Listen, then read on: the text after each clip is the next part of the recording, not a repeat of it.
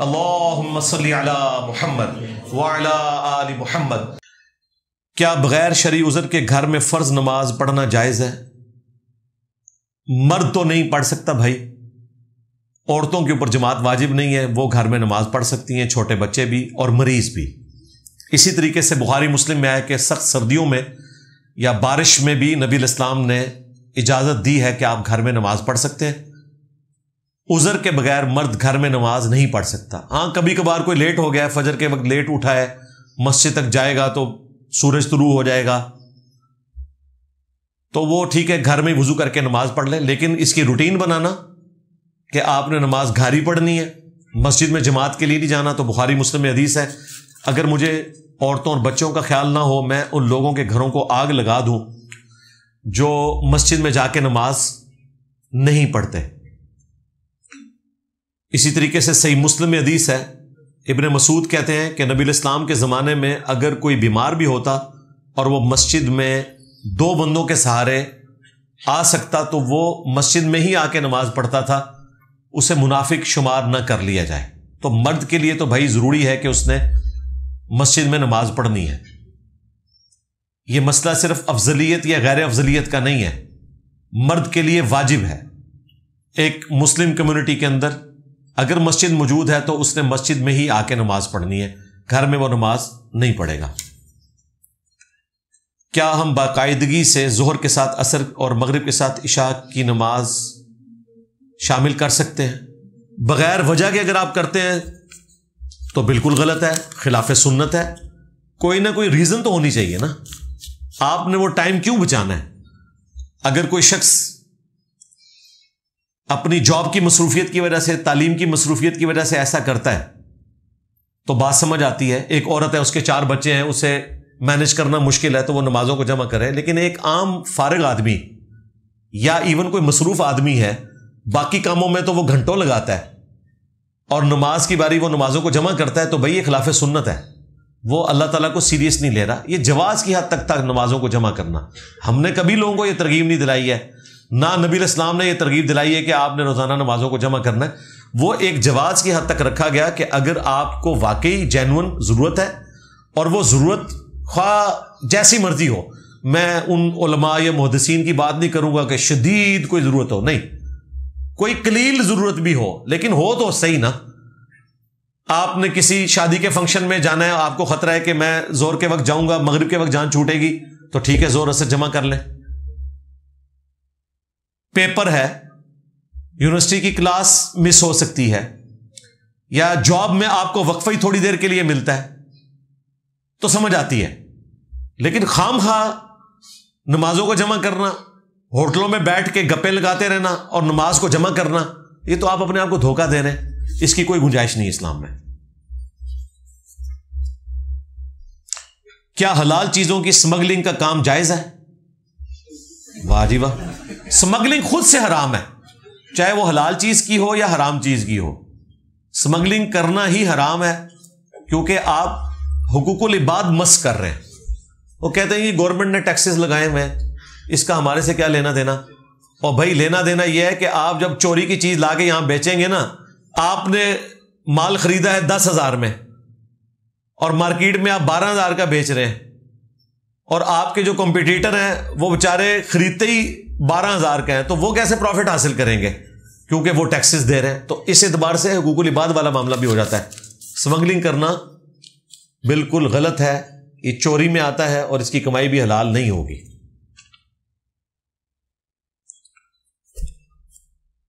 Physiotherapist کا کام مریض کی ورزش کروانا، جبکہ فزیشین کا کام دوائی دینا ہے۔ سوال یہ ہے کہ کیا فزیوتھراپسٹ فزیشین کے طور پر کام کر سکتا ہے؟ دیکھیں، اگر گورنمنٹ آپ کو الاؤ کرتی ہے پھر تو آپ ضرور کریں، اور اگر یہ کوئی غیر قانونی کام ہے تو بالکل ہم اجازت نہیں دیں گے۔ یہ تو ایک جنرل رول ہے، صحیح مسلم میں حدیث ہے، گناہ وہ جو تیرے دل میں کھٹکے اور تو اس بات سے آر محسوس کرے کہ لوگ اس پر مطلع ہو۔ اور جامعہ ترمذی میں حدیث ہے کہ جو چیز تمہیں شک میں ڈال دے اس کو چھوڑ دو۔ تو کنٹینیوسلی اس طرح کی جتنی چیزیں رپورٹ ہوتی ہیں وہ میرے کندھے پہ رکھ کے آپ بندوق نہ چلایا کریں۔ آپ کو خود پتا ہے کہ کون سا کام قانونی ہے، کون سا غیر قانونی ہے۔ غیر قانونی کام بالکل نہیں کرنا، وہ شرعی طور پہ بھی گناہ ہی تصور ہوگا۔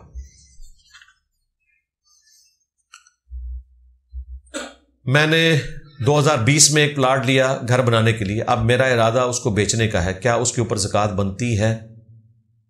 اس وقت تو آپ نے اس لیے خریدا تھا نا کہ اس پہ مکان بنائیں گے، اور وہ بھی ظاہر ہے اگر مکان ایسا ہے جو آپ کی ذاتی ضرورت ہے وہ تو درست ہے، اگر آپ نے ویسے ایسٹ کے طور پہ رکھا ہوا تھا تو پھر تو اس کی زکوٰۃ بنتی تھی، ادروائز اس پہ زکوٰۃ نہیں بنے گی۔ اب آپ کا ارادہ بن گیا بیچنے کا، تو اب اگر آپ بیچیں گے تو پھر 1 سال کی زکوٰۃ نکالیں گے، ادروائز ابھی اس کے اوپر زکوٰۃ نہیں ہے۔ میں نے اپنے والد کی قبر کو کچا رکھوایا تھا مگر دوسرے بھائیوں نے اس کو پکا کروا دیا، آیا اس میں گنہگار تو نہیں؟ نہیں، آپ گنہگار نہیں ہیں، ٹھیک ہے، آپ نے اپنا فرض پورا کیا، اگر آپ کے اختیار میں نہیں ہے تو ٹھیک ہے، آپ دل میں ہی برائی کو برا جانیں گے۔ سنیوں کے تینوں فرقے آپ کے خلاف نظر آتے ہیں جبکہ شیعہ فرقہ آپ کی حمایت میں نظر آتا ہے، ایسا کیوں ہے؟ نہیں، کوئی نہیں جی، کوئی بھی حمایت میں نہیں ہے، آپ کو کس نے کہہ دیا؟ کوئی فرقہ بھی حمایت میں نہیں ہے۔ چاند ایک لوگوں نے اگر کوئی میرے حق میں کوئی بیان دے دیا ہے اہل تشیع میں سے یا اہل سنت میں سے، تو اس کا یہ مطلب نہیں ہے کہ وہ فرقہ مجھے سپورٹ کر رہا ہے۔ ہاں، فرقے کی عوام ضرور سپورٹ کرتی ہے، بریلوی، دیوبندی، اہل حدیث، شیعہ، ساروں کی۔ یہ بات پارشلی درست ہے کہ اہل تشیع کے علماء آپ کو اس طرح شد و مد سے مخالفت کرتے نظر نہیں آئیں گے، تو وہ صرف میری مخالفت کا مسئلہ تو نہیں ہے۔ مجھے بتائیں کس شیعہ عالم نے جو بڑے لیول کا ہو، مفتی منیب الرحمان کے خلاف کوئی ویڈیو ریکارڈ کروائی ہو یا تقی عثمانی کے خلاف؟ تو پھر یہ ایجنٹ ہے شیعہ کے۔ تو ویڈیو خلاف ریکارڈ کروانا یہ کوئی دلیل نہیں ہوتی کہ ریکارڈ نہیں ہوئی تو وہ خلاف نہیں ہوں گے، تو ایسا تو نہیں ہے۔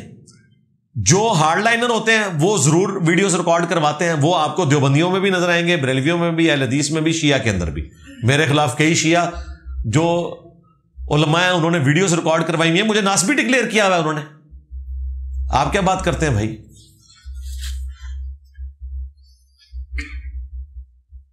موجودہ دور میں نبی الاسلام کی 72 فرقوں والی حدیث کے مطابق جنتی جماعت یا گروہ کی پہچان کیا ہے، جبکہ ہر کوئی خود کو درست سمجھتا ہے؟ 73 فرقوں والی حدیث یوٹیوب پہ لکھیں، میری ویڈیو کھل جائے گی، اس میں نے تفصیل کے ساتھ بیان کیا ہے۔ ان شارٹ یہ ہے کہ یہ سارے فرقے ہی اپنے سوا باقیوں کو جہنمی سمجھتے ہیں، اور عین ممکن ہے ایسا ہی ہو کہ بریلوی اگر دیوبندیوں کو جہنمی سمجھ رہے ہیں تو دیوبندی جہنمی ہو، اور دیوبندی بریلویوں کو سمجھ رہے ہیں تو بریلوی بھی جہنمی ہو، دونوں ہی جہنمی ہو، ٹھیک ہے؟ عین ممکن ہے دونوں نہ ہو۔ تو ہم سے آپ ان پرنسپل یہ پوچھا کریں کہ ہم نے جنت میں جاننے کے لیے کیا راستہ اختیار کرنا ہے، تو وہ ہم آپ کو بتائیں گے، کتاب و سنت کا راستہ، قرآن اور اہل بیت، یہ ہے ہمارے لیے مشعل راہ، خلفائے راشدین کے طریقے پہ چلنا، ان کی سنت کی پیروی کرنا۔ باقی یہ فرقوں والے جو معاملات ہیں اس کی پوری ٹیکنیکل ڈسکشن ایک چونکہ مقدمہ ہے وہ میں نے کلیئر کیا ہوا ہے، 73 فرقوں والی حدیث اور انجینئر محمد علی مرزا۔ اللہ تعالیٰ قرآن حکیم میں فرماتا ہے کہ ہم نے رات کو موجب آرام ٹھہرایا، چونکہ میں ساری رات US ٹائم کے مطابق کام کرتا ہوں اور فجر کی نماز کے بعد پورا دن سویا رہتا ہوں۔ پورا دن تو سونے کی اجازت نہیں ہے، زور اثر تو نہیں قضا ہونی چاہیے، زور سے پہلے سوئیں۔ تو یہ بھی اس بات کی دلیل ہے کہ اللہ تعالیٰ نے یہ آپشن بھی رکھا ہوا ہے کہ آپ رات کو بھی نوکری کر سکتے ہیں۔ اسی لیے دیکھیں فجر سے لے کر ظہر تک کوئی نماز بھی نہیں آتی، اور وہ گھنٹے کافی ہوتے ہیں آرام کرنے کے لیے۔ تو اللہ تعالیٰ نے دونوں آپشن رکھے ہوئے ہیں، رات کی جاب کرنے والوں کے لیے بھی اور دن کی جاب کرنے والوں کے لیے۔ پریفریبل یہی ہے۔ قرآن یہ جو بیان کر رہا ہے نا، یہ عمومی ایک پریکٹس ہے، اس کو بیان کر رہا ہے۔ قرآن نے کہیں یہ حکم نہیں دیا ہوا کہ آپ نے رات کو جاب نہیں کرنی۔ جن احادیث میں بھی ذکر ملتا ہے نا، وہ بھی جاب کے پوائنٹ آف ویو سے نہیں ہے، وہ خام خواہ جانگنے کی ممانعت ہے۔ اگر جاب کے پوائنٹ آف ویو سے ہے تو ابو داؤد میں ہی آتا ہے کہ نبی اسلام کے اور صحابہ کرام کے پہرے کے اوپر ایک پوری فوج ہوا کرتی تھی، وہ رات کو جاگتی تھی۔ اگر رات کو جاگنا کوئی حرام کام ہوتا تو وہ بھی نہ جاگتے۔ تو اگر فوجی جاگ سکتے ہیں تو جاب کرنے والے بھی جاگ سکتے ہیں۔ ان کے لیے پھر آرام والا معاملہ دن کو ہوگا، رات کو وہ جاگیں گے، لیکن نماز نہ دن کی قضا ہونی چاہیے نہ رات کی۔ قرآن حکیم میں ذوالقرنین بادشاہ کا ذکر آتا ہے جنہوں نے اللہ کے حکم سے 3 جگہ کا سفر کیا۔ رہنمائی فرما دیں، ذوالقرنین انبیاء میں سے تھے یا اصحاب الکہف کی طرح کوئی نیک آدمی تھے؟ نیک بادشاہ تھے جی ایک، یہ پرشین امپائر کے بانی تھے۔ ان کے اوپر میں نے پچھلے دنوں جو سورۃ الکہف کی تفسیر میں ریکارڈنگ کی ہے وہ الگ سے بھی ذوالقرنین بادشاہ کے پوائنٹ آف ویو سے اپلوڈ ہو چکی ہے ہدایہ وکٹری چینل کے اوپر ویلیو ایڈیشن کر کے. یہ مواحد تھے اور یہ نبی الاسلام سے بھی آلموسٹ کوئی 1000 سال پہلے ہو گزرے ہیں اور یہ بنی اسرائیل میں بڑی اہمیت کے حامل تھے. انہوں نے ہی نمرود کو شکست دی تھی اور بنی اسرائیل کو آزاد کیا تھا اور دوبارہ سے انہوں نے ہیکل سلیمانی تعمیر کر لیا تھا جس کو پھر دوبارہ گرایا ٹائٹس نے 70 عیسوی میں, جو آج تک گرا پڑا ہوا ہے. اور ایک اس کی وہ ویلنگ وال جو ہے سلامت ہے جس کے سامنے وہ گریا کرتے ہیں. تو ذوالقرنین بادشاہ ایک نیک انسان تھے, نبی ہونا ان کا کوئی ثابت نہیں ہے. میرے والد نماز نہیں پڑھتے تو کیا میں ان کے لیے کچھ ایسا کر سکتا ہوں کہ انہیں عذاب نہ ہو؟ جی کچھ بھی نہیں آپ کر سکتے. ہاں, نماز انہوں نے پڑھنی ہے تو تب بھی نجات ہونی ہے. باقی ان کے لیے دعا کریں اور طریقے سے انہیں ترغیب دلائیں, انہیں بتائیں کہ انہوں نے مرنا ہے. اب بوڑھی عمر میں بھی اگر انہوں نے نماز کی طرف نہیں آنا تو پھر کب آنا ہے؟ آپ دیکھیں کہ بسا اوقات میں کبھی موٹر بائک پہ سفر اختیار کرتا ہوں, کسی گاؤں ایریا میں جاؤں یا کسی دوسرے علاقے میں, تو میں اکثر ہوٹلوں کے اوپر دیکھتا ہوں کہ ہمارے بوڑھے بیٹھے ہوئے ہیں, لوڈو کھیل رہے ہیں اور اس پہ بھی انہوں نے وہ جوا لگایا ہوتا ہے, کوئی تاش کھیل رہے ہوتے ہیں. ہمارے بوڑھوں کے اب یہ کام رہ گئے اور ساتھ پھر آرڈر کرتے ہیں دودھ پتی کا, ساتھ سوٹے بھی لگا رہے ہوتے ہیں اور کوئی بچہ باہر بھیجا ہوتا ہے وہ ان کو وہاں سے کما کے بھیج رہا ہوتا ہے. پورا دن ان کا یہ کام ہوتا ہے, نماز تک نہیں وہ پڑھتے. اور یہ نہ سمجھیے گا یہ آج کے بوڑھے ہیں, پرانے بوڑھے بھی اسی طریقے سے تھے. وہ آپ کو جو جن بزرگوں کے یہ واقعات سناتے ہیں نا کہ وہ جناب گاؤں میں کسی درخت کے نیچے بیٹھے رہتے تھے, نماز وہ بھی کوئی نہیں تھے پڑھتے ہوتے. ہاں, آج کا دور تو پھر بھی مبارک ہے. اس زمانے میں تو جوان بالکل نماز نہیں پڑھتے تھے, بوڑھے بھی اکثر نہیں پڑھتے تھے, کوئی کوئی بوڑھا مسجد میں آ جاتا تھا. آج کل تو الحمدللہ 80 to 90% جوان لوگ مسجد میں آتے ہیں, نماز پڑھتے ہیں, داڑیاں رکھی ہوئی ہیں. آپ ذرا پاکستان بننے سے پہلے محمد علی جناح کے جلسوں میں ذرا لوگوں کی شکلیں دیکھیں, آپ کو شاید ہی کوئی داڑھی والا نظر آئے. آج آپ دیکھیں کسی بھی پولیٹیکل جماعت کے جلسے میں بھی آپ کو کتنے لوگ داڑھیوں والے بچے نظر آئیں گے, کیونکہ یہ موٹیویٹڈ ہیں. 70s میں آپ ویڈیوز اٹھا کے دیکھیں, رکھی ہوئی ہیں پرانی, اس وقت کتنی عورتیں برقع اور حجاب کرتی تھیں. اور آج اگر آپ ایون اسلام آباد میں, کراچی میں, لاہور میں کالجز کے باہر کبھی گزرے ہیں بچیوں کے, تو آپ کو سینکڑوں بچیاں حجاب میں نظر آئیں گی. ان کی مائیں اور دادیاں یہ والا حجاب نہیں کرتی تھی, یہ ذہن میں رکھیے گا. لہذا جو لوگ کہتے ہیں نا کہ پرانا وقت کوئی اچھا تھا, اللہ معافی دے, وہ وقت نہ ہی آئے مسلمانوں پہ دوبارہ. نہ ہمارے بزرگوں نے قرآن پڑھا ہوا, نہ وہ داڑھی رکھتے تھے. اور اس زمانے میں اپنے باپ دادا اگر آپ کے زندہ ہیں تو ان سے پوچھیں, اس زمانے میں اگر کوئی جوان بندہ داڑھی رکھتا تھا تو اس کو کہتے تھے اس نے جوانی میں روگ لگا لیا. آج تو نوجوان بڑے دلیر ہیں, وہ ماں باپ کو خاطر میں نہیں لاتے اور داڑھی رکھ لیتے ہیں. ہمارے ماں باپ بڑے بزدل تھے, وہ اپنی زنانیوں کی اجازت کے بغیر, اپنے ماں باپ کی اجازت کے بغیر شیپ بھی نہیں تھے بڑھا سکتے. اتنے بزدل لوگ تھے وہ, کیونکہ کنوکشن والا دین ہی نہیں تھا نا, قرآن و حدیث پڑھے کو نہیں ہوا تھا. مولوی کا بچے چلو کوئی مولوی بن جائے تو بن جائے, مسجد میں بھی بوڑھے لوگ ہی ہوتے تھے. جس طرح آج کل بھی گاؤں ایریا میں آپ چلے جائیں تو آپ کو بوڑھے زیادہ تر نظر آئیں گے, لیکن شہری ایریوں میں آپ دیکھیں جوان آپ کو نظر آئیں گے. تو یہ تو بڑا مبارک دور ہے ماشاءاللہ. قرآن میں حضرت مریم کو ہارون کی بہن کہہ کر پکارا گیا, ان سے مراد کون سے ہارون ہے؟ ان سے مراد حضرت ہارون علیہ السلام جو موسیٰ علیہ السلام کے بھائی تھے وہ نہیں ہیں, ان کے نام پر نام رکھا گیا تھا. سیدہ مریم کے کوئی بھائی ہوں گے, اس طرح کی تفصیلات قرآن میں رپورٹ نہیں ہوئی. بہرحال یہ جو کرسچنز کی طرف سے اعتراض کیا جاتا ہے تو اس کے اوپر میری تفصیلی ویڈیو ریکارڈ ہے. مارمری ایمینول ایک آرتھوڈاکس کرسچن ہے, اس نے قرآن حکیم کے اوپر, اسلام کے اوپر, پیغمبر اسلام کے اوپر صلی اللہ علیہ وآلہ وسلم 5 اعتراضات کیے تھے.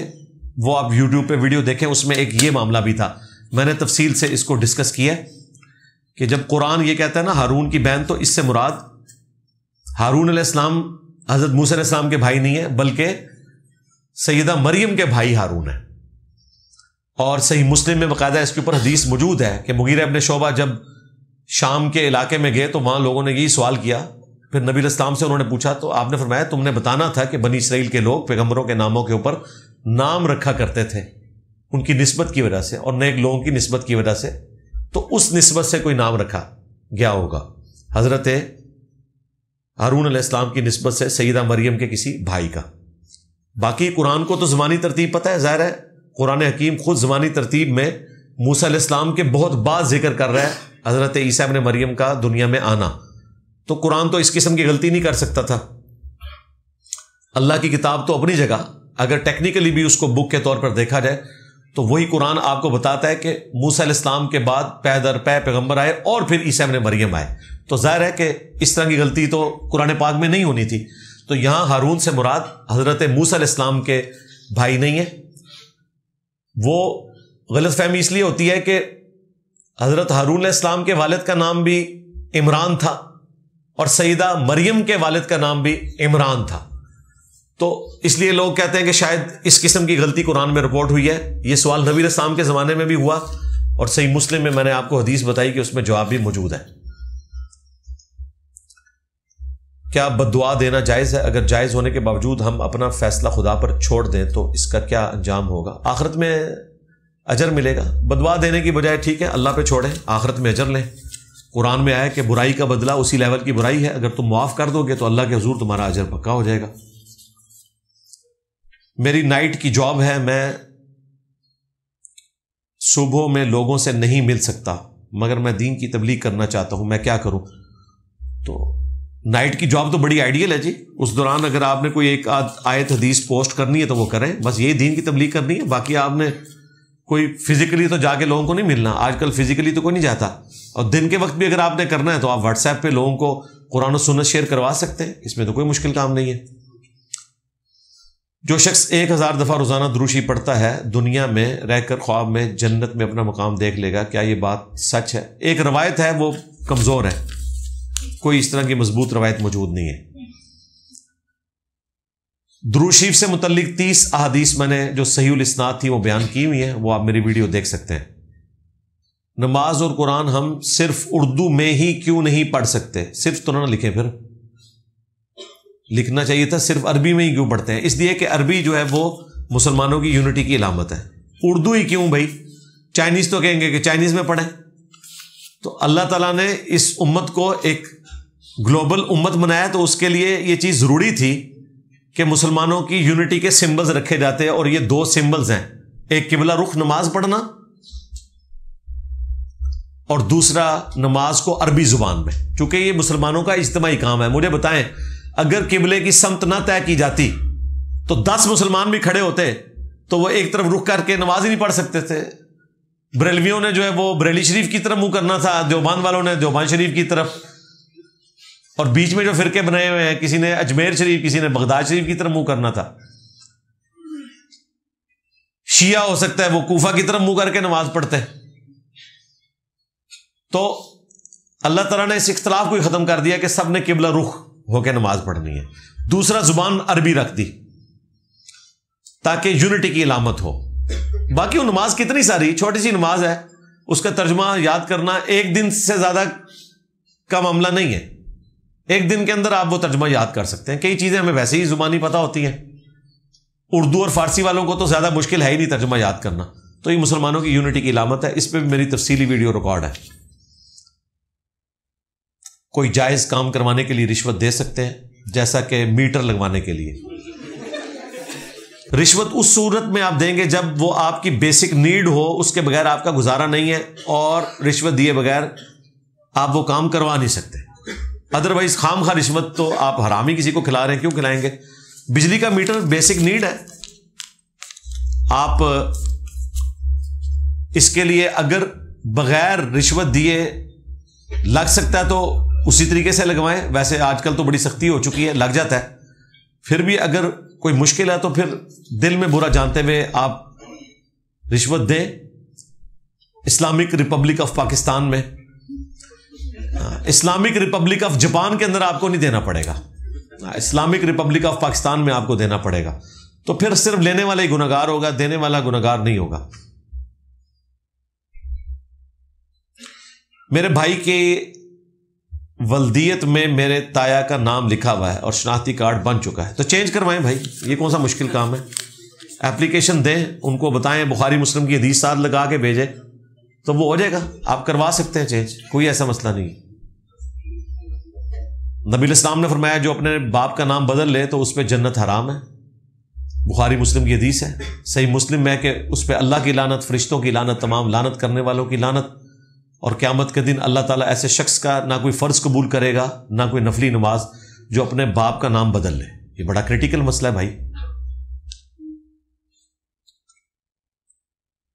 یہودی دنیا کی تیز ترین قوم کیسے ہے جبکہ وہ تعداد میں بھی بہت کم ہے؟ بس تعداد میں کم ہونا ہی ایک ریزن ہے ان کے سمجھدار ہونے کا، کہ انہوں نے اپنی سروائیول کے لیے کوشش کی ہوئی ہے، اور یہ بھی آپ کو یہ پچھلے 300 سال کے اندر یہ نظر آ رہے ہیں۔ پہلے تو دنیا کا یہ پسا ہوا ایک طبقہ تھا، پھر کاروبار میں یہ آئے اور اوپر چلے گئے، جس طرح پاکستان میں بھی آپ کو میمن کاروباری لوگ نظر آتے ہیں اور وہ اوپر ہیں، اور پوری دنیا میں کئی مسلمانوں کے مدارس، مسجدیں، ان کا نظام میمن فیملیز ہی چلا رہی ہیں۔ تو کوئی اللہ تعالیٰ کی طرف سے کوئی خاص ان کو وہ کوئی عطا نہیں ہوا، ظاہر ہے کہ وہ ایک اس فیلڈ میں انہوں نے قدم رکھا ہے اور اس میں وہ ترقی کر گئے۔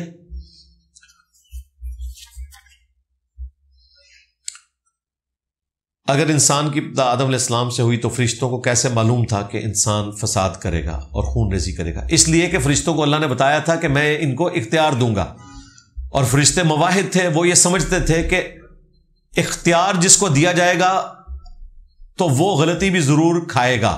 وہ اللہ ہی ہے کہ جس کے پاس اختیار ہے تو وہ غلطیوں سے پاک ہے۔ مخلوق کو اگر اختیار دیا جائے گا فَأَلْهَمَهَا فُجُورَهَا وَتَقْوَاهَا، تو اس چیز کے چانسز ہیں کہ وہ بہک جائے، جبکہ آزمائش بھی ہے۔ دوسرا، چونکہ جنات پہلے سے موجود تھے، سورۃ الحجر میں، سورۃ الرحمان میں آیا کہ ہم نے جنات کو بہت پہلے انسانوں سے آگ کی لپٹ سے پیدا کیا، ان کو بھی اللہ نے اختیار دیا تھا، اور ان کے لڑائی جھگڑوں کے معاملات بھی فرشتوں کے سامنے تھے، تو انہوں نے اس پہ ہی قیاس کیا کہ جس طرح جنات کو اختیار دیا گیا یہ آپس میں لڑتے ہیں تو انسان بھی لڑیں گے۔ تو اس میں کوئی راکٹ سائنس والی بات نہیں تھی، یہ کوئی علم غیب نہیں تھا۔ جنوں کے ہونے کے باوجود انسانیت کو بنانے اور تخلیق کا کوئی مقصد ہے یا صرف ول آف گاڈ ہے؟ جی ول آف گاڈ ہے، اور دونوں کو اللہ نے اکٹھا ذکر کیا ہے، وَمَا خَلَقْتُ الْجِنَّ وَالْإِنسَ إِلَّا لِيَعْبُدُونَ، ہم نے جنوں اور انسانوں کو فقط اپنی عبادت کے لیے پیدا کیا۔ اور سورۃ الرحمان میں 31 ٹائمز، 31 دفعہ آیا ہے فَبِأَيِّ آلَاءِ رَبِّكُمَا تُكَذِّبَانِ، اے دو بھاری گروہ جنوں اور انسانوں کے، تم اپنے رب کی کون کون سی نعمتوں کو یا کون کون سی قدرت کی نشانیوں کو جھٹلاؤ گے؟ کیونکہ جہنم کی آیات کے بعد بھی یہی آیت آتی ہے، وہاں تو نعمت ترجمہ نہیں ہوگا نا، تو جنرل ترجمہ اس کا ہوگا اپنے رب کی قدرت کی نشانیوں کو، کون کون سی نشانیوں کو اے جنوں انس کے بھاری گروہ تم جھٹلاؤ گے؟ تو دونوں مخلوقات اللہ تعالیٰ نے پیدا کی ہیں۔ اسی طریقے سے آپ جانداروں میں بھی تو دیکھ لیں، آپ اگر مجھ سے یہ سوال کریں کہ جی اللہ نے بکری تو پیدا کی ہے، بھیڑ کیوں ساتھ پیدا کر دی؟ چھوٹا گوشت تو بکری سے بھی مل جائے گا، اور اگر گائے تھی دودھ دینے کے لیے تو بھینس کی کیا ضرورت تھی؟ تو اللہ تعالیٰ نے مخلوقات پیدا کی ہیں، اس کی ول ہے۔ لا يسأل عما يفعل وهم يسألون، اللہ کو کوئی نہیں پوچھ سکتا کہ اس نے یہ عمل کیوں کیا، وہ سب کو پوچھ سکتا ہے۔ اگر ایک مرتبہ ایک مال کی زکوٰۃ ادا ہو جائے تو اگلے سال بھی اس مال سے زکوٰۃ دینی ہوگی؟ جی ہر سال دینی ہوتی ہے زکوٰۃ، 40واں حصہ 2.5%، اگر وہ تھریشولڈ پوائنٹ کو کراس کر جائے، 7.5 تولے سونا، جیسے ہی یہ کراس ہوگا تو پورے مال کے اوپر زکوٰۃ ہے۔ بعض لوگ پوچھ رہے ہوتے ہیں کہ جی وہ جو اوپر والا ہے اس پہ دینی ہے یا سارے پہ؟ جی سارے پہ دینی ہے جی۔ اصل میں اسلام یہ کہتا ہے آپ نے 7.5 تولے سے زیادہ جوڑنا ہی نہیں، اور اگر جوڑنا ہے تو پھر اللہ تعالیٰ کو ٹیکس دینا ہے، یعنی کہ مدنی پینلٹی 2.5%، پھر آپ جوڑتے جائیں، کروڑوں جوڑ لیں۔ 7.5 تولے یا اس کی مالیت سے کم اگر آپ کے پاس ہے تو پھر آپ نے زکوٰۃ نہیں دینی۔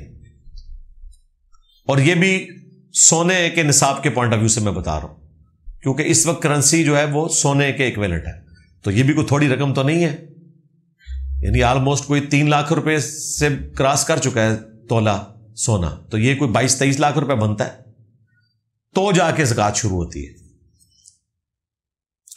اہل حدیث حضرات کہتے ہیں کہ ہر مسئلہ حدیث سے ثابت کریں ورنہ ہم نہیں مانیں گے. اب رسول اللہ صلی اللہ علیہ وآلہ وسلم کی وفات کے بعد ہونے والے واقعات پر کیسے حدیثیں لائیں؟ حدیثیں موجود ہیں, نبی الاسلام کی زندگی میں بھی جو واقعات ہیں, جو بعد میں ہیں اس کے اوپر بھی احادیث موجود ہیں. آپ نے دین کا کون سا ایسا مسئلہ ثابت کرنا ہے؟ وفات کے بعد کے جو واقعات ہیں وہ بھی احادیث میں ہیں. اگر اہل حدیث کا تو زیادہ تر مسئلہ ماموں بنے ہوئے ہیں نا, تو مسئلہ تو کلیئر ہے.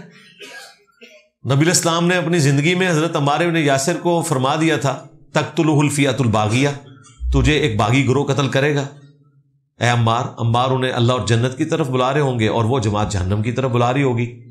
یہ بخاری میں موجود ہے, مسلم میں بھی موجود ہے.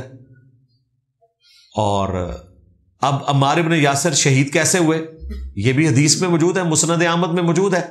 ابو الغادیہ شامی ایک صحابی تھے صلح حدیبیہ کے, ان سے عمار بن یاسر کا قتل ہوا, تو حدیث میں موجود ہے. تو انہوں نے صرف ماموں کو بچانا ہوتا ہے, تو ماموں تو نہیں بچیں گے. جو کچھ قرآن و حدیث میں ہے وہ آپ کے سامنے ہے. باقی وہ صحابی ہیں, ہم ان کو رضی اللہ عنہ بھی کہیں گے, اور چونکہ ہم انہیں صحابی مانتے ہیں جنتی بھی مانتے ہیں. یہ جو میں نے جملہ بولا کہ بچیں گے نہیں, مراد یہ کہ جو وعید ہے نا وہ ان کی جماعت کے اوپر فٹ ہے. باقی آخرت کا جو معاملہ ہے وہ اللہ اور ان کا معاملہ ہے. دنیا میں جو احادیث کے حوالے سے ہے وہ ہم آپ کے سامنے رکھ دیں گے بس. جب نبی الاسلام نے غدیر خم پر حضرت علی کو مولا کہا, بعد میں کیا صحابہ کرام بھی حضرت علی کے لیے مولا کا لفظ استعمال کرتے تھے؟ یہ بات کی تو ضرورت ہی کو نہیں. آپ کو اس انفارمیشن سے آپ نے کیا نکالنا ہے؟ نبی الاسلام کی حدیث کے ہوتے ہوئے بعد میں کوئی مولا علی کہتا تھا نہیں کہتا تھا. آپ اگر مجھ سے پوچھیں کہ کیا بعد میں صحابہ کرام حضرت ابو بکر کو ابو بکر صدیق کہہ کے پکارا کرتے تھے اور حضرت عمر کو عمر فاروق کہہ کے پکارا کرتے تھے, یا حضرت عثمان کو عثمان غنی کہہ کے پکارتے تھے, یا صرف عثمان کہتے تھے؟ تو صرف عثمان ہی کہتے تھے بھائی, غنی نہ بھی کہیں تب بھی وہ غنی تو ہیں, اس سے کیا فرق پڑتا ہے؟ اور رضی اللہ عنہ بھی کوئی نہیں کہتے تھے. صحابہ کرام آپس میں ایک دوسرے کو رضی اللہ عنہ تو نہیں کہتے تھے, رحمہ اللہ کہا کرتے تھے فوت ہونے کے بعد. صلی اللہ علیہ وآلہ وسلم کے بارے میں آپ نے ایک ویڈیو میں کہا کہ یہ ناسبیوں کا درود ہے. نہیں, میں نے تو نہیں کہا, جبکہ محدثین نے زیادہ تر یہی استعمال کیا ہے. ان کو بھی ناسبی, میں نے تو نہیں کہا کہ یہ درود شریف ناسبیوں کا ہے. آپ کو میرا خیال سننے میں کوئی خرابی لگی ہے. میں نے تو صلی اللہ علیہ وآلہ وسلم درود کو ثابت کیا ہے.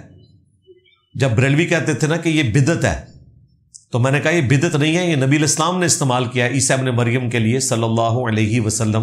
صحیح مسلم میں موجود ہے, اور اسی کو محدثین آگے لے کر چلے. باقی شاید آپ یہ کہنا چاہ رہے ہوں گے کہ وآلہ جو ساتھ محدثین نے نہیں لکھا تو کیا وہ ناسبی تھے؟ بالکل ایسا نہیں تھا. لیکن جو نبی الاسلام نے درود شریف عموماً تعلیم فرمایا ہے, جس کو ہم نماز میں پڑھتے ہیں, وہ آل کے ساتھ ہی ہے. دعاؤں میں بھی جو تعلیم فرمایا ہے, بخاری مسلم میں درود ابراہیمی آیا, وہ آل کے درود کے ساتھ ہے. اور سنن نسائی میں آیا کہ دعا میں لازماً درود پڑھو اور کہو اللہم صلی علی محمد وعلی آل محمد. تو جب آپ درود شریف کو ایز اے وظیفہ پڑھیں گے, نماز میں پڑھیں گے, دعا میں پڑھیں گے, تو پھر وآلہ کے بغیر نہیں پڑھیں گے, پھر واقعی آپ ناسبی ہوں گے, کیونکہ نبی الاسلام نے وآلہ کے بغیر تعلیم نہیں فرمایا. البتہ جہاں عام طور پر نبی الاسلام کا کوئی ذکر خیر ہوا اور وہاں آپ نے صرف صلی اللہ علیہ وآلہ وسلم کی بجائے صلی اللہ علیہ وسلم لکھ دیا یا پڑھ دیا, تو ہم کوئی فتویٰ نہیں لگائیں گے. لیکن اس کی روٹین بنانا, اور میں اکثر دیکھ رہا ہوتا ہوں یہ ہمارے دعوت اسلامی والے جو لوگ ہیں, مولانا الیاس قادری کے ساتھ اتنی لمبی دم لگاتے ہیں, پہلے بھی اور بعد میں بھی, اور جب نبی صلی اللہ علیہ وآلہ وسلم کا نام لیتے ہیں تو وآلہ پڑھنا بھول جاتے ہیں, صلی اللہ علیہ وسلم. اور مولانا الیاس قادری کو دامت برکاتہم عالیہ, تو پھر تو ہم یہ کہیں گے کہ یار وآلہ سے کوئی چڑ ہے تمہیں؟ تو یہ کلچرل ایک ڈفرنس آ چکا ہوا ہے.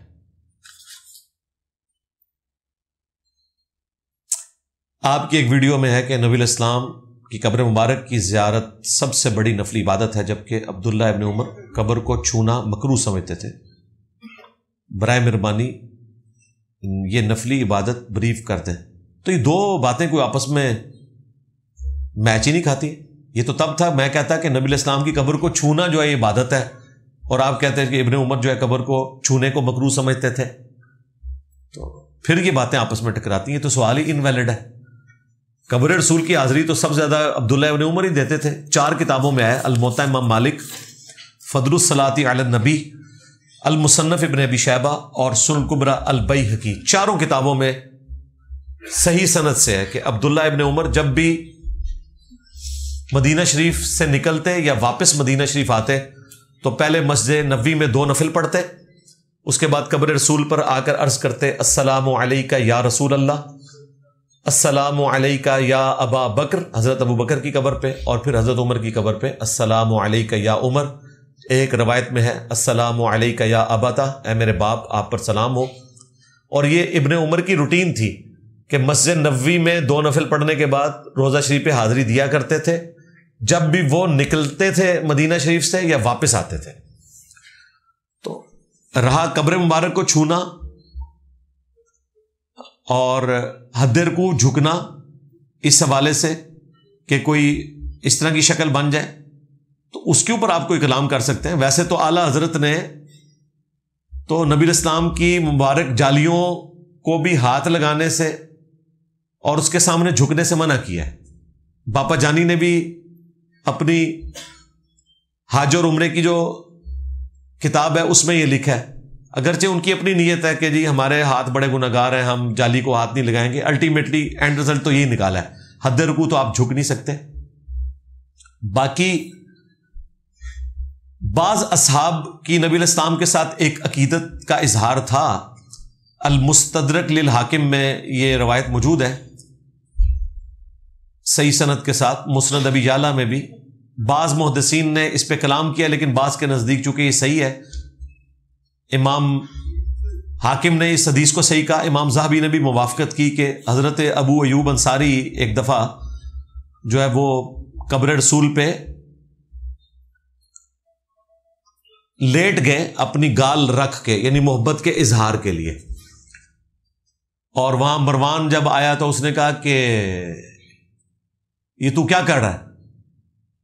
مروان اس وقت مدینے کا یا تو گورنر تھا، حضرت معاویہ کا دور ہوگا، یا وہ جب خود حاکم بن گیا، تو اس زمانے کی تو نہیں لگتی یہ بات، کیونکہ اس زمانے میں تو مروان پھر شام میں ہی بیٹھا ہوا تھا، یہ حضرت معاویہ کے دور کی بات ہے کہ مروان جو ہے وہ گورنر تھا مدینہ شریف کا، اور اس نے جب دیکھا تو اس نے کہا کہ یہ تو کیا کر رہا ہے؟ تو انہوں نے جب سر اٹھا کے دیکھا تو وہ حضرت ابو ایوب انصاری تھے جو نبی علیہ السلام کے میزبان تھے، تو انہوں نے کہا کہ میں کسی پتھر کے پاس نہیں آیا، میں اللہ کے رسول کے پاس آیا ہوں، اور مجھے حضور کی وہ حدیث یاد آ رہی ہے کہ اگر نیک اور اہل لوگ حکمران ہوں تو پھر نہ رونا، لیکن جب نا اہل لوگ حکمرانی کی مسند پہ بیٹھ جائیں تو پھر رونا۔ وہ بیسیکلی بنو امیہ کو سنا رہے تھے کہ تم لوگ ہم پہ مسلط ہوئے ہو اور ہم اپنے دکھ کا اظہار اس حوالے سے کر رہے ہیں کہ ہم رسول اللہ کے پاس آئے ہیں۔ تو اس قسم کی جو ایکٹیویٹی صحابہ کرام سے رپورٹ ہوئی وہ کوئی سجدے کی کیٹیگری میں یا رکوع میں جھکنے کی نہیں ہے، وہ انہوں نے اپنی محبت کا اظہار کیا نبی علیہ السلام کے قبر مبارک کے اوپر اپنی گال رکھ کے۔ تو ہم اس کے اوپر کوئی فتویٰ نہیں لگاتے، اور اگر کسی اور صحابی کا اس پہ اختلاف ہے تو وہ اختلاف رکھ سکتا ہے، یہ کوئی قرآن و سنت کا مسئلہ اس حوالے سے نہیں ہے۔ اذان ہو رہی ہے، بعد میں یہاں پہ ایک اذان ہوگی، اس کا جواب ہم دے لیں گے، وہی کافی ہے، ہر اذان کا جواب دینا ضروری نہیں۔ سورہ یاسین کی آیت نمبر 6 ہے، تاکہ تم خبردار کرو ایسی قوم کو جن کے باپ دادا کو خبر نہیں دی گئی۔ بالکل، لتنذر قوما ما انذر آباؤہم فہم غافلون۔ اگر خبردار نہیں ہوئے تو ان کا کیا قصور ہے؟ تو اللہ تعالیٰ یہی کہہ رہا ہے کوئی قصور نہیں ہے، یہی اللہ تعالیٰ بھی یہی کہہ رہا ہے، وما كنا معذبین حتی نبعث رسولا، ہم کسی قوم کو اس وقت تک عذاب نہیں دیتے جب تک کہ ان میں کوئی رسول نہ آئے۔ تو اہل فطرت ہیں، بخشے بخشائے ہیں جی، ایسے لوگ جن تک نبیوں کی دعوت نہیں پہنچی ہوئی. بغیر غسل کے تیمم کے ساتھ نماز جائز ہے؟ جی نماز جائز ہے اگر واقعی تیمم کرنا ہی آپ کے پاس ایک آپشن تھا, غسل کا آپشن نہیں بچا تھا, یعنی آپ کے پاس پانی نہیں ہے یا ٹائم تھوڑا رہ گیا, طلوع فجر ہونے والی ہے, 5 منٹ میں تو آپ غسل نہیں کر سکتے, تو آپ فوراً تیمم کر کے نماز پڑھ لیں تو آپ کی نماز درست ہے. لیکن اگر کوئی وجہ نہیں, خام خواہ تیمم کر کے نماز پڑھ رہے ہیں تو پھر آپ کی نماز درست نہیں ہوگی. قرض پر اضافی منفیت کے مطالبے کے علاوہ سود کی کون سی اقسام ہے؟ یہی مین چیز ہے جی, پیسے کے بدلے پیسہ, چاہے وہ قرض کی شکل میں ہے یا کسی اور فارم میں ہے. کوئی آپ نے کاروبار میں کہیں انویسٹمنٹ کی ہوئی ہے اور اس میں آپ نے پابند کیا ہے کہ چاہے تمہیں نقصان ہو یا فائدہ ہو, تم نے مجھے 1 لاکھ کے بدلے اتنا دینا ہی دینا ہے. پیسے کے بدلے پیسہ سود ہے. باقی اسلامک بینکنگ کے اوپر میری ویڈیو دیکھ لیں. نماز کے لیے وضو کرتے ہوئے پاؤں دھونا احادیث مبارکہ میں کوئی دلیل؟ کیونکہ قرآن میں مسح کا حکم ہے, کیا پاؤں دھونا بدعت ہے؟ اس کے اوپر میں نے تفصیلاً ویڈیو ریکارڈ کروائی ہوئی ہے. جو دھونے والی بات ہے وہ مضبوط ہے, وہ عربی لنگوسٹک کے پوائنٹ آف ویو سے دھونے کی طرف ہی بات جاتی ہے, وہی زیادہ مضبوط ہے. البتہ اگر مسح والی روایت جو ہے اس کو مانا جائے قرات میں سے, تو بھی اگر آپ کسی ایسی جگہ پہ بیٹھے ہوئے ہیں جہاں آپ کے پاؤں کے اوپر گرد نہیں لگی ہوئی ہے اور آپ وضو دوبارہ کرنا چاہ رہے ہیں, تو اس وقت اگر آپ مسح بھی کر لیں تو وہ جائز ہے. یہ ایک ٹیکنیکل ایشو ہے, اس کے اوپر میں نے تفصیل سے ویڈیو ریکارڈ کروائی ہے, پورا مقدمہ ہے وہ آپ دیکھ لیں. وضو میں پاؤں کو دھونا یا مسح کرنا. بے شک ہم حدیث کو مانتے ہیں, لیکن کبھی کبھی میرے ذہن میں وسوسہ آتا ہے کہ ہم کیسے مان لیں اگر یہ حدیث, یہ بات اللہ کے نبی علیہ السلام نے کی یا نہیں کی. مطلب یہ کہ ہم کیسے مان لیں کہ امام بخاری, امام مسلم اور باقی اماموں نے حدیث صحیح نقل کی. ٹھیک ہے, آپ کو اگر یہ خیال آتا ہے تو آپ علم حدیث کے حوالے سے جو ہے وہ علم حاصل کریں, شکر کریں, آپ کا خیال ادھر تک ہی رکا ہوا ہے. آپ کہہ سکتے ہیں بھی قرآن بھی تو میرے سامنے کوئی نہیں نازل ہوا, مجھے کیا پتا کہ وہ وہی جو نبی علیہ السلام نے اپنی لکھوائی تھی وہی آگے ٹرانسفر کی ہوئی ہے, یہ کوئی اور حکمرانوں نے چلا دیا. آپ تو یہ بھی کل کو بات کر سکتے ہیں. تو بھئی یہ پورا مقدمہ ہے. مقدمے کو سمجھنے کے لیے یہ ہے کہ فی الوقت اہل سنت کا تو اتفاق ہے بخاری مسلم کی متصل الاسناد احادیث کے اوپر. قانون میں سکم تلاش کر کے کمائی کرنا کیسا ہے؟ یعنی ٹیکس بچانا یا پیسہ کمانا. اب مجھے نہیں پتا کہ وہ خاص کس چیز کی طرف آپ کا اشارہ ہے. اگر تو آپ کوئی دھوکہ دے کے کر رہے ہیں پھر تو غلط ہے, اور اگر دھوکہ نہیں ہے اس کے اندر اور قانوناً وہ جرم نہیں ہے جو آپ کر رہے ہیں, قانوناً وہ جرم نہیں ہونا چاہیے. بعض اوقات وہ سکم کو اویل کرنا بھی جرم ہوتا ہے, یہ ذہن میں رکھیے گا. اگر آپ موٹر بائک کی جو نمبر پلیٹ ہے اس کے اوپر کوئی ایسا کیمیکل مل دیتے ہیں کہ وہ کیمرے میں نہ آئے تاکہ آپ بعد میں پکڑے نہ جائیں, تو یہ بھی ایک خود جرم ہے. آپ یہ نہیں کہہ سکتے کہ نہیں میں نے پلیٹ تو لگائی ہوئی ہے, بندہ تو دیکھ کے پڑھ سکتا ہے, کیمرے میں چونکہ نہیں پڑھی جاتی لہذا میں نے سکم کا فائدہ اٹھا لیا. ہاں تو یہ تو آپ دھوکہ ہی دے رہے ہیں نا. اس کے لیے وہی حدیث آپ یاد رکھیں صحیح مسلم کی, گناہ وہ جو تیرے دل میں کھٹکے اور تو اس بات سے آر محسوس کرے کہ لوگ اس پر مطلع ہوں. دفتر میں کرسی پر بیٹھے آنکھ لگ جائے 5-7 منٹ کے لیے, کیا نماز کے لیے وضو دوبارہ کرنا ہوگا؟ بھائی اگر تو آپ کے دفتر کی کرسی اس طرح کی ہے جس طرح کی میری ہے تو آپ بے شک آدھا گھنٹہ سوئے رہے ہیں. ایسے آپ کے سرین جمے ہوئے ہیں, اس حالت میں اگر آپ اونگتے ہیں غافل ہو کر نہ سوئیں, یعنی ایسے کہ جس کو ہم پنجابی میں کہتے ہیں جاگو میٹی, جس طرح ہمارے یہ فرحان بھائی کیمرے والے سوئے رہتے ہیں.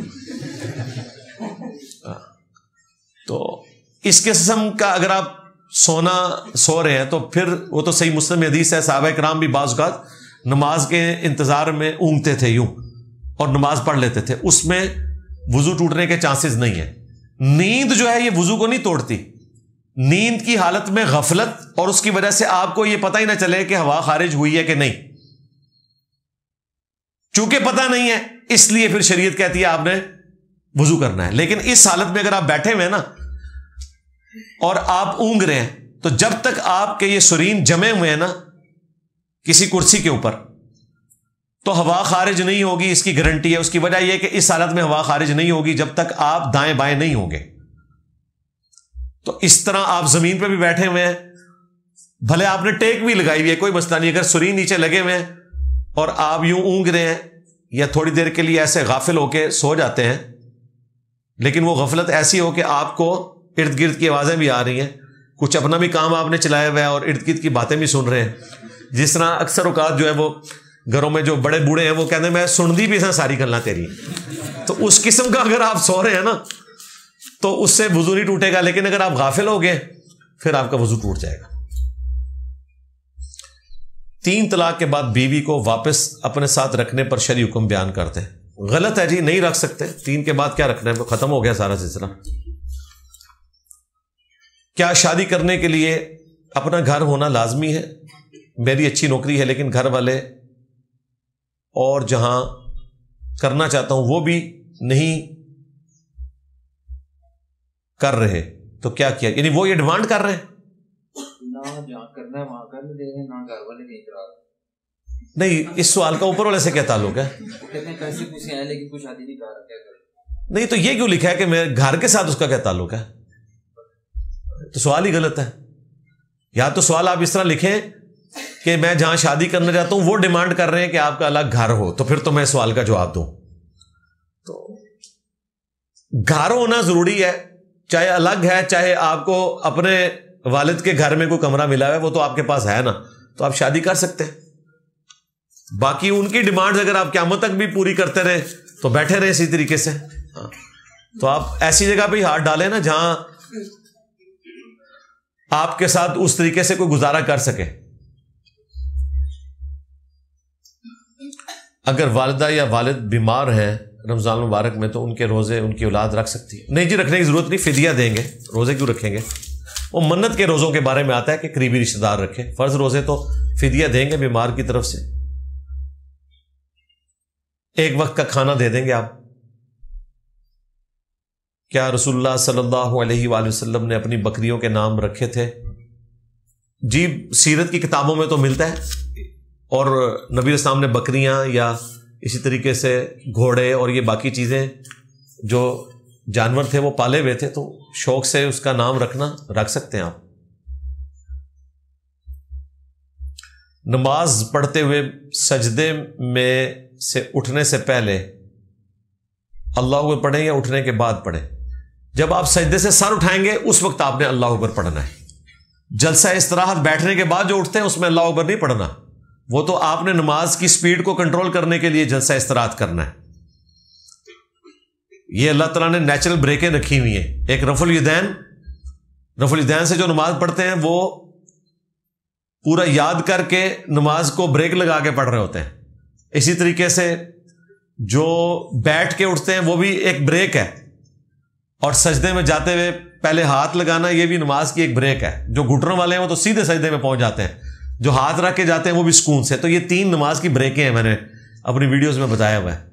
ایک ہاتھ پہلے لگانا، دوسرا جلسہ استراحت کرنا، اور تیسرا رفع الیدین کرنا۔ باقی جو اللہ اکبر آپ نے کہنا ہے دوسرے سجدے سے سر اٹھاتے وقت کہنا ہے، اس کے بعد آپ تسلی سے بیٹھ کے اور پھر آپ دوسری رکعت کے لیے کھڑے ہوئے اس وقت آپ نے اللہ اکبر نہیں کہنا، وہ اللہ اکبر کافی ہے۔ ٹوٹل 22 اللہ اکبر صحیح بخاری میں رپورٹ ہوئے ہیں 4 رکعتوں میں، تو وہ آپ اگر 22 گنے تو اس طریقے سے پورے ہو جائیں گے۔ پہلی اور تیسری رکعت میں جو ہے وہ 6 دفعہ ہیں، اور دوسری اور چوتھی رکعت میں 5 دفعہ، یہ 22 اللہ اکبر بنتے ہیں۔ 4 رکعت سنت میں سورہ فاتحہ سے سورت ملانا، اور آخری 2 رکعت میں، یار یہ شاعری کے انداز میں کیوں لکھتے ہیں آپ لوگ؟ ہاں جی بھائی، تیسری اور چوتھی رکعت میں سورت ملانا بھی بخاری مسلم میں رپورٹ ہوا ہے۔ نبی اسلام کی حدیث ہے بخاری مسلم میں کہ نبی اسلام کا جو قیام تھا ظہر اور عصر میں، پہلی 2 رکعتوں کا 30 آیات کے برابر ہوتا تھا، اور آخری 2 رکعتوں کا 15 آیات کے برابر۔ تو اس میں امپلائڈ ہے کہ سورہ فاتحہ کے بعد بھی آپ قرآن پاک پڑھتے تھے۔ اور یہ بھی بخاری مسلم میں رپورٹ ہوا کہ نبی الاسلام پہلی 2 رکعتوں میں سورت ملاتے تھے اور آخری 2 رکعت میں سورت چھوڑ بھی دیتے تھے، لہذا آخری 2 رکعتوں میں فرض کی سورت چھوڑنا بھی سنت ہے، سورت ملانا بھی سنت ہے۔ رہے عام نوافل جنہیں آپ سنت موقدہ کہتے ہیں، اگر آپ 4 اکٹھی پڑھیں تو چاروں میں آپ سورت ملائیں گے۔ ہم اپنی فیملی میں کس کس کو زکوٰۃ دے سکتے ہیں؟ سب سے زیادہ حقدار تو آپ کے بہن بھائی ہیں، ان کو آپ زکوٰۃ دیں۔ اپنی اولاد کو نہیں دے سکتے، اپنے ماں باپ کو نہیں دے سکتے، باقی بہن بھائیوں کو، کزنز کو دیں۔ میں خود سید گھرانے میں پیدا ہوا ہوں، کیا میں اپنے ہی گھرانے رشتہ داروں کو جو سید ہیں زکوٰۃ دے سکتا ہوں؟ نہیں جی، زکوٰۃ جو ہے وہ آپ نے سید کو نہیں دینی۔ یہ نہیں ہے کہ سید کی جو زکوٰۃ ہے وہ سید کو لگ سکتی ہے، زکوٰۃ لگ ہی نہیں سکتی سید کو۔ سید کے لیے خمس ہے، الگ سے رکھا ہوا مال غنیمت میں 5واں حصہ رکھ دیا گیا تھا، اور اہل تشیع نے تو اس کے ایکویلنٹ آج تک خمس جاری رکھا ہوا ہے۔ آپ بھی خمس جمع کروائیں، ہمارے پاس سید صاحب ہیں، وہ تو اکثر ہم سے خمس مانگتے رہتے ہیں، تو ہم نے آج تک دیا نہیں کیونکہ ان کی ضرورت نہیں ہے۔ حقوق العباد معاف نہیں ہوں گے، 99 قتل کرنے والے کے قتل کیسے معاف ہو سکتے ہیں؟ اللہ چاہے تو اپنے بندوں کو معاف کر سکتا ہے، باقی یہ ایک واقعہ ہے، اس کی بنیاد پہ کوئی قرآن و سنت کا اصول مرتب نہیں کیا گیا کہ اس کی بنیاد کے اوپر آپ نے یہ فیصلہ کرنا ہے کہ جو قتل ہے وہ اس طریقے سے معاف ہو جائے گا، ورنہ تو کل کو آپ یہ کہیں گے کہ جی بخاری مسلم میں حدیث ہے کہ ایک بدکار عورت نے چمڑے کے موزے میں پانی پلا دیا تھا ایک پیاسے کتے کو، رسی سے باندھ کے موزہ لٹکایا، کنویں میں سے پانی نکال کے، تو اللہ نے بخشش کر دی۔ تو اس کا مطلب یہ ہے کہ جتنی بدکار عورتیں ہیں وہ اس طریقے سے اپنی بخشش کروا لیں گی۔ یہ جو چند ایک واقعات ہیں یہ اللہ کی رحمت کے بیان کے طور پر ہیں، رول وہی ہے جو قرآن و سنت میں رپورٹ ہوا ہے، وہ اصل ہے، یہ ایکسیپشنز ہیں، ایکسیپشنز کی بنیاد کے اوپر رولز نہیں بنائے جاتے، رولز کو آپ نے اسی طریقے سے فالو کرنا ہوتا ہے۔ میں کراچی سے ہوں، ہمارے شہر میں ڈکیتیاں بہت ہوتی ہیں اور سامان نہ دو تو گولی مار دیتے ہیں۔ سوال تو کوئی نہیں لکھا ہوا جی، مجھے پتا ہے یہ جو آپ نے لکھا ہے ایسے ہی ہوتا ہے، سوال تو آپ نے مجھ سے کچھ نہیں پوچھا۔ ہاں وہ سوال یہ کہ ماورائے عدالت وہ جی ماورائے عدالت نہیں مارنا چاہیے، ڈکیت بھی ہے آپ نے اس کو نہیں مارنا، صرف آپ اپنے سیلف ڈیفenس میں کر سکتے ہیں۔ اگر آپ کی جان کو خطرہ ہے نا تو اپنی جان بچانے کے لیے تو آپ کر سکتے ہیں، ادروائز آپ یہ معاملہ نہ کریں۔ شوہر کا بیوی پر، بیوی کا شوہر پر، شوہر کا بیوی کے والدین پر اور بیوی کے شوہر کا والدین پر اگوی ٹورو کیا حق ہے؟ کیونکہ شوہر کے والدین تو عزت کے قابل ہوتے ہیں لیکن بیوی کے نہیں ہوتے بقول معاشرہ۔ یہ صحیح کہہ رہے ہیں، ایسا ہی ہے، معاشرے میں ایسا ہی ہے، لیکن ہم نے تو سب کو رسپیکٹ دینی ہے جی۔ باقی حق جو ہے نا جی وہ خامند کا اپنی بیوی پہ ہے اور بیوی کا اپنے خامند پہ ہے، باقی جو حقوق ہیں وہ معاشرتی اعتبار سے جو آپ لے کے چل سکتے ہیں وہ آپ لے کے چلیں، وہ آپ کا رائٹ ہے، وہ آپ لے کے چلیں۔ جو شوہر اپنے والدین کا فرمانبردار ہو، بلکہ یہ لفظ جو ہے نا تابع فرمان ہونا چاہیے، جو شوہر اپنے والدین کا تابع فرمان ہو، کیا اس پہ یہ لازم نہیں کہ وہ اپنی بیوی کے والدین کو بھی عزت دے، ان کا بھی مان رکھے، جیسے وہ اپنی بیوی سے اپنی ماں اور باپ کی عزت کرواتا ہے؟ بالکل ایسا ہی ہونا چاہیے، بالکل ٹھیک لکھا آپ نے، ہم آپ کے ساتھ ہیں، ایسا ہی ہونا چاہیے۔ قرآن میں آئے کہ اللہ شرک کے سوا ہر گناہ معاف کر سکتا ہے، تو کیا اہل بیت کا بغض رکھنے والا بھی کبھی جنت میں داخل ہوگا؟ اللہ کی مرضی ہے، اگر اہل بیت کا بغض رکھنے کی وجہ سے موت کے وقت کسی کا ایمان سلب ہو گیا تو پھر تو نہیں ہے، اور اگر اپنے ایمان پہ وہ سلامت رہا تو پھر اللہ کی مرضی ہے۔ شرک کے علاوہ بھی ایک گناہ ہے، قرآن میں ہے کہ جس نے مومن کو ناحق قتل کیا وہ بھی ہمیشہ کے لیے جہنم میں ہے، اور ابو داؤد میں حدیث ہے 2 گناہ ہیں جو معاف نہیں ہوں گے، ایک شرک اور ایک قتل ناحق مومن کا، تو یہ 2 کریٹیکل گناہ ہیں۔ صدقات ہم پر فرض ہیں، سورہ توبہ کی آیت نمبر 60، بالکل۔ اس کے حقدار ریاست ہے یا فاؤنڈیشن؟ ریاست اگر اسلامک ہے تو آپ ان کو دیں، ادروائز تو آپ اپنے صدقات خود دیں، یعنی زکوٰۃ یہ فرض صدقے کے 8 مصارف ہیں سورہ توبہ کی آیت نمبر 60 کے اندر۔ یہ اگلا سوال بھی اسی سے ریلیٹڈ ہے، گورنمنٹ وہ اگلا سوال ہے کہ جہاں صدقے کی بات ہو رہی ہے سورہ توبہ، صدقے کی ذرا زکوٰۃ ترجمہ بھی کیا ہوا، وہ اس لیے کہ صدقات کی اقسام ہے، ان میں سے جو فرض صدقہ ہے آپ اس کے لیے زکات کا ورڈ استعمال کرتے ہیں. جس طرح ہم فجر کے 2 فرض پڑھتے ہیں, فجر کی 2 رکعتیں پڑھتے ہیں, تو 2 رکعتیں اس کے ساتھ سنت کی بھی پڑھتے ہیں. رکعتیں وہ بھی 2 ہیں لیکن وہ سنت ہیں یا اپروپریٹ آپ کہہ لیں نوافل, اور جو فرض رکھتے ہیں وہ obligatory ہیں. اس طرح کچھ صدقات ایسے ہیں جو obligatory ہیں, ان کو زکات کہا جاتا ہے, اور کچھ جو ہے نفلی صدقات ہیں جو عام طور پہ آپ خرچ کرتے ہیں. تو قرآن میں صدقہ اور زکات انٹرچینجبل ورڈ کے طور پہ استعمال ہوتا ہے. جس طرح جہاد اور قتال انٹرچینجبل ہے, نبی اور رسول انٹرچینجبل ہے, مؤمن اور مسلم انٹرچینجبل ہے. الگ سے اگر آپ اس کا فرق کرنا چاہیں تو وہ کر سکتے ہیں, لیکن قرآن میں دونوں طریقے سے استعمال ہوتا ہے. تو اس طرح فرض صدقے کو زکات بھی کہا جاتا ہے, اور زکات کے لیے صدقے کا لفظ بھی آتا ہے, اللہ کی راہ میں خرچ کرنا.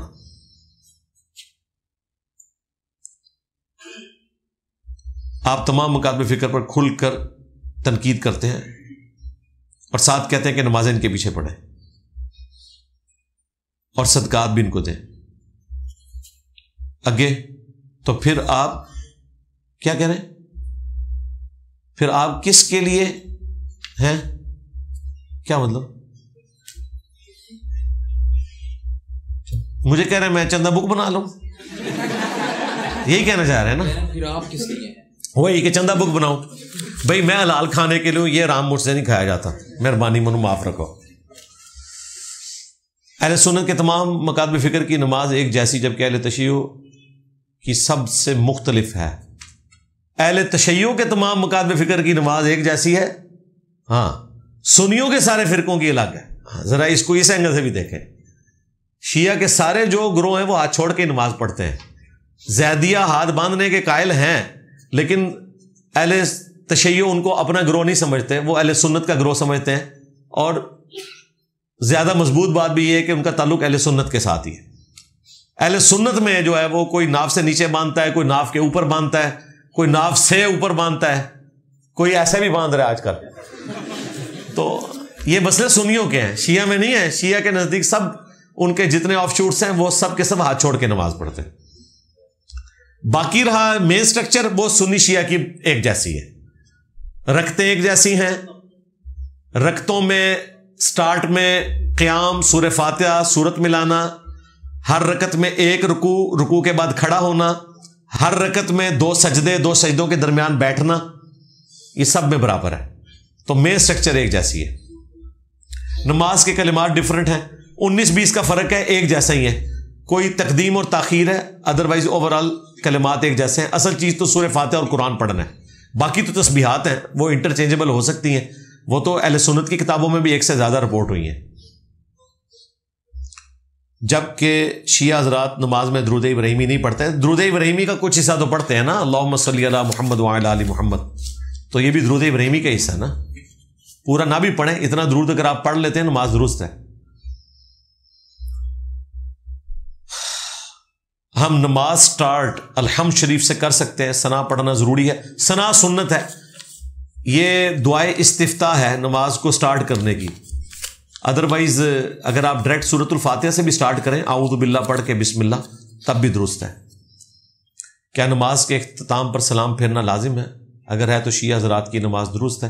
خروج بالسمع ہی ضروری ہے, چاہے وہ سلام کے ذریعے ہو یا جس طریقے سے اہل تشیع کرتے ہیں, دونوں طریقے درست ہیں. آپ نے بتایا کہ 10 سال دعوت اسلامی میں رہے, تو تب آپ اپنے نام کے ساتھ قادری لگاتے تھے یا پھر اتاری لگاتے تھے؟ یہ سارا کچھ لگاتے تھے. اس زمانے میں سب کچھ لگانا پڑتا تھا. قادری بھی, اتاری بھی لگانا پڑتا تھا, رضوی بھی لگانا پڑتا تھا. سارا موجود ہے میرے پاس, پرانی کتابیں بھی ہیں جس میں پوری دم کے ساتھ نام میرا لکھا ہوا ہے. سارا کچھ ہی لگاتے تھے. اذان کے بعد کی, تراویح کے بعد کی, فرض نماز کے بعد کی جو دعا سر پر ہاتھ رکھ کر پڑھتے ہیں, پتہ نہیں جی, کوئی ثابت نہیں ہے جی.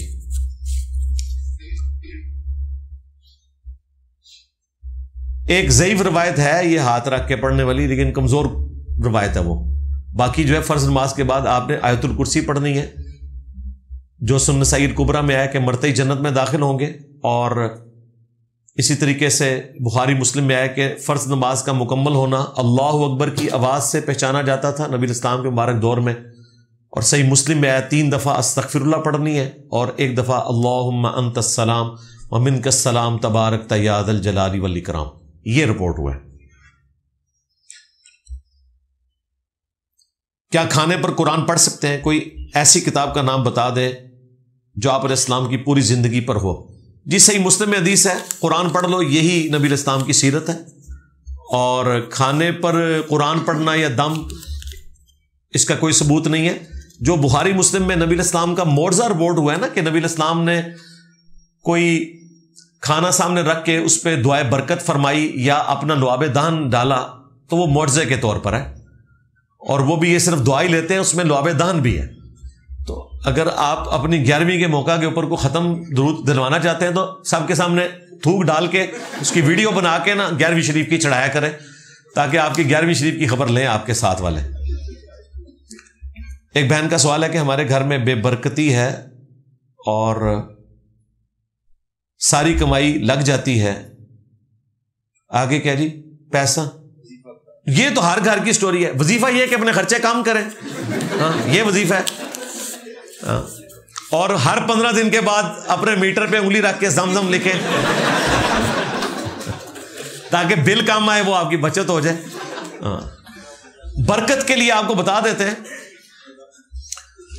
بخاری مسلم میں حدیث ہے کہ نبی علیہ السلام نے فرمایا کہ اپنے گھروں کو قبرستان نہ بناؤ، اپنے فرض نماز کے علاوہ جو نماز کا حصہ یعنی نفلی نماز وہ اپنے گھر میں ادا کیا کرو. اور مسلم کے الفاظ ہیں کہ اس کی وجہ سے گھر میں برکت ہوگی. یعنی برکت کے لیے گھر میں کیا بتایا گیا؟ مرد نے فرض کے سوا جو نفلی نماز ہے جسے آپ سنت موقدہ غیر موقدہ کہتے ہیں وہ گھر میں ادا کرنی ہے. تو انشاءاللہ تعالی یہ وہ وظیفہ ہے جو صحیح مسلم میں رپورٹ ہوا ہے گھر میں برکت کے لیے. باقی رزق کے لیے فرض نماز کے فوراً بعد سنن ابن ماجہ میں حدیث ہے، نبی علیہ السلام سلام پھیرتے ہی پڑھتے تھے اللہم انی اسألک علما نافعا ورزقا طیبا وعملا متقبلا. اور صحیح مسلم میں حدیث موجود ہے 2 سجدوں کے درمیان آپ نے دعا پڑھنی ہے، اللہم اغفر لی وارحمنی واہدنی وعافنی وارزقنی. اس میں بھی رزق مانگا گیا اور یہ آزمودہ دعا ہے. اور ایک ابو داؤد ترمذی میں جو مولا علی کو حضور نے سکھائی تھی قرض اتارنے کے لیے، اور وہی آگے وہ وظیفہ بتاتے تھے. نبی صلی اللہ علیہ وآلہ وسلم کا بتایا ہوا وظیفہ، اس پہ میرے الگ سے کلپ بھی ہے قرض اتارنے کی دعا. اللہم اکفنی بحلالک عن حرامک واغننی بفضلک عمن سواک. یہ وہ دعا ہے. تو یہ دعائیں ہیں چاند ایک، یہ میں نے آپ کو بتا دی، آپ ان کے اوپر عمل کریں. باقی وہ جنرل وظیفہ تو ہے حسبنا اللہ ونعم الوکیل، یا حی یا قیوم برحمتک استغیث، لا الہ الا انت سبحانک انی کنت من الظالمین. یہ 3 وظائف ہیں. میرے خیال ہے اسی پہ اکتفا کرتے ہیں. میں نے اپنا 1 گھنٹہ جو لینا تھا وہ لے لیا. ابھی بھی کچھ پرچیاں باقی ہیں، ان کو انشاءاللہ تعالی ہم اگلی دفعہ کور کر لیں گے. باقی تو کوئی ایسی چیز نہیں جو میں نے ویڈیو میں ریکارڈ نہ کروائی ہو، وہ آپ دیکھ سکتے ہیں. اچھا میرے بھائیوں، کافی سارے بھائیوں نے بہنوں نے دعاؤں کے لیے کہا ہوتا ہے، تو ہم وسیلہ اور توسل کے طور پر اینڈ پہ دعا کر لیتے ہیں. اللہم انی اسألک بانک انت اللہ لا الہ الا انت الاحد الصمد الذی لم یلد ولم یولد ولم یکن لہ کفوا احد والہکم الہ واحد لا الہ الا هو الرحمن الرحیم الف لام میم اللہ لا الہ الا هو الحی القیوم. اللہم صلی علی محمد وعلی آل محمد رب ارحمہما کما ربیانی صغیرا ربنا هب لنا من ازواجنا وذریاتنا قرۃ اعین واجعلنا للمتقین اماما. ربنا آتنا فی الدنیا حسنہ وفی الآخرۃ حسنۃ وقنا عذاب النار. اللہم اغفر لحینا ومیتنا وشاہدنا وغائبنا وصغیرنا وکبیرنا وذکرنا وانثانا. اللہم من احییتہ منا فاحیہ علی الاسلام ومن توفیتہ منا فتوفہ علی الایمان. اے اللہ جن جن بھلائیوں کا سوال تیرے محبوب صلی اللہ علیہ وآلہ وسلم نے تجھ سے کیا، ہمارے حق میں، ہمارے ماں باپ کے حق میں، ہمارے بیوی بچوں کے حق میں، پوری امت کے حق میں قبول و منظور فرما، اور جن جن چیزوں کے شر سے تیرے محبوب علیہ السلام نے تیری پناہ طلب کی، تمام مسلمانوں کو ان چیزوں کے شر سے اپنی پناہ عطا فرما۔ اے اللہ بالخصوص فلسطین کے مسلمان، کشمیر کے، چائنا کے، انڈیا کے، افغانستان میں، شام میں، عراق میں، یمن میں، پاکستان میں، جہاں کہیں کسب برسی کی زندگی گزار رہے ہیں، غیب سے ان کی عزت، آبرو، جان و مال کی حفاظت فرما۔ اے اللہ جو مسلمان فوت ہو چکے ان کی مغفرت فرما، جو زندہ ہیں انہیں اپنی موت سے پہلے قبر و آخرت کی تیاری کرنے کی توفیق عطا فرما، جو بیمار ہیں انہیں شفائے کلی عطا فرما، ہمارے ملک پاکستان کی خیر فرما، پورے عالم اسلام کی خیر فرما، عالم اسلام کو اندرونی اور بیرونی خطرات سے محفوظ فرما۔ سبحان ربک رب العزت عما یصفون وسلام علی المرسلین والحمد للہ رب العالمین وصلی اللہ علی النبی الکریم وعلی آلہ واصحابہ اجمعین الی یوم الدین۔